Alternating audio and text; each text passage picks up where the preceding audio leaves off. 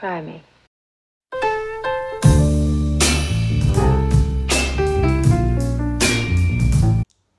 Donc moi je vais vous parler d'Olivier Bourdeau, En attendant au beau jungle. Comment ce livre est arrivé entre mes mains? C'est simple, je l'ai découvert grâce à l'émission La Grande Librairie sur France 5 présentée par François Bunel. Olivier Bourdeau, il me semble que c'était sa première télé, il venait présenter ce premier roman et clairement les arguments de François Bunel m'ont donné envie de lire ce livre. Je l'ai acheté immédiatement et c'est comme ça qu'il est arrivé entre mes mains.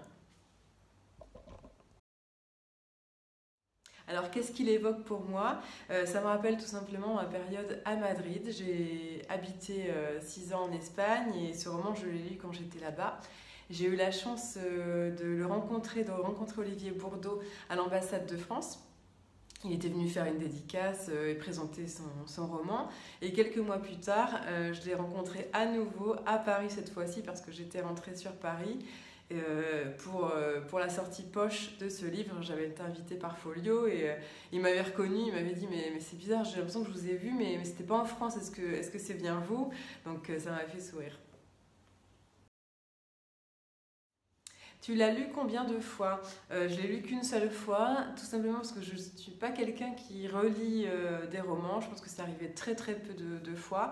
Il y a tellement de belles choses à découvrir que je me consacre, je me réserve pour les autres livres qui sortent. Si ce n'est quand même que voilà, je l'ai lu en bande dessinée parce qu'il a été adapté en BD, j'ai pas pu m'empêcher de l'acheter et j'ai été voir l'adaptation au théâtre que je vous recommande si ça passe par chez vous parce que ça vaut vraiment le coup. J'ai redécouvert le texte magnifique d'Olivier Bourdeau grâce à cette pièce de théâtre. Comment ta perception du livre a-t-elle évolué? Là, c'est un peu pareil, je n'ai pas vraiment eu d'évolution puisque je ne l'ai lu qu'une fois. Ce que j'ai oublié de préciser, c'est que le roman va être adapté au cinéma et ça sort en 2021 avec un acteur que j'affectionne particulièrement qui est Romain Duris. Donc voilà, j'ai hâte de redécouvrir à nouveau les mots d'Olivier Bourdeau grâce à cette nouvelle adaptation. Il parle de quoi ce livre? C'est l'histoire d'un petit garçon qui est fils unique, qui vit donc seul avec ses parents.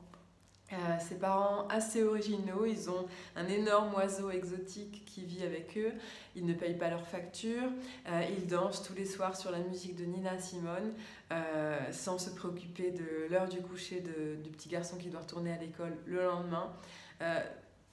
On sourit, on rigole, on s'amuse beaucoup. C'est hyper poétique, les mots de Olivier Bourdeau sont si jolis. Il y a un peu de Boris Vian dans ce livre. Et derrière le rire se cache l'émotion, la folie de la mère, surtout de ce petit garçon. Vous passez du rire aux larmes, ça vaut vraiment le coup, c'est un petit bijou.